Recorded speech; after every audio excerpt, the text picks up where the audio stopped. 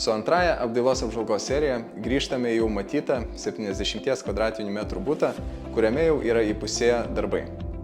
Objekte jau yra atlikti esminiai inžineriniai darbai, tai pakeista didžioji dalis elektros instaliacijos, sumontuota kanalinio kondicionieriaus sistema, išvedžiotos rekuperatoriaus trasos, sumontuota patinkinė santechnika bei priglaistomi elementai, tokie kaip durys, difuzoriai ir šviestuvai.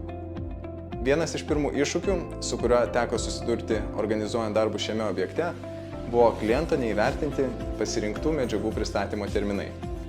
Kadangi patinkinių dalių montavimas yra vienas iš pirmųjų darbų, kuriuos turime atlikti, norint tęsti gipso kartono montavimo bei plytelių klijavimo darbus, vėluojant atvykti bent vieną iš patinkinių dalių, stringa iš anksto suplanuotas apdailos procesas. Būtent dėl to visų klientų prašome pagrindinės apdailos medžiagas išsirinkti likus bent 2 savaitėms iki darbų pradžios, jeigu medžiagos yra tiekiamos iš Lietuvos, arba mažiausiai mėnesiui, jeigu medžiagos yra tiekiamos iš užsienio. Prisitaikant prie esamos situacijos, šiuo metu objekte darbai atliekami keliais frontais.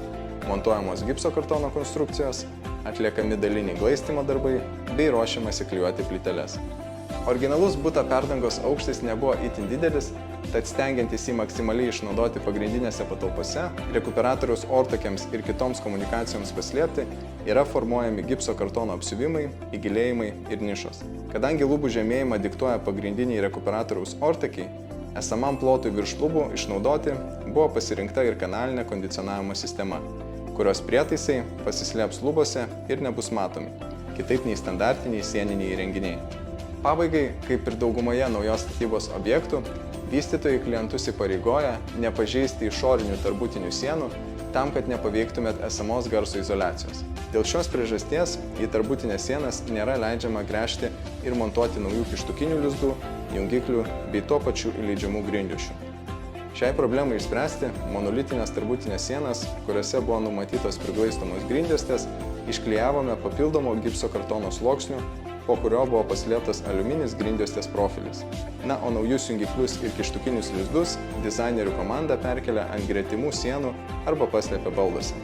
Taigi, apibendrinant, stengiantis užtikrinti sklandų apdailos procesą, visiems klientams rekomenduojame įsivertinti šios 3 aspektus: medžiagų pristatymo terminai, vystytojo nurodomi reikalavimai, ką galima atlikti objekte ir ko negalima atlikti objekte, bei įsivertinti vietas, kurios galėtų riboti lubų aukštį, bei sprendimus, kurie padėtų jį išsaugoti.